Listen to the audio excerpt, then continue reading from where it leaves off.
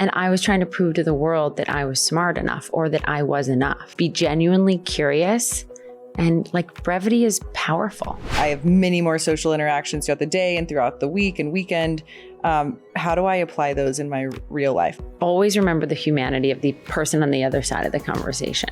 Even if you so vehemently disagree with them, always remember the humanity. That's what I would do now. That's what I do now. Right. But I just wish that I had known that, 8 years ago.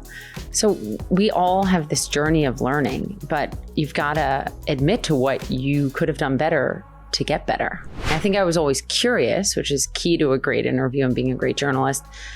But I think the biggest mistake I made early on in my career that I've worked on and continue to work on is that I would try to prove to the audience that I knew everything.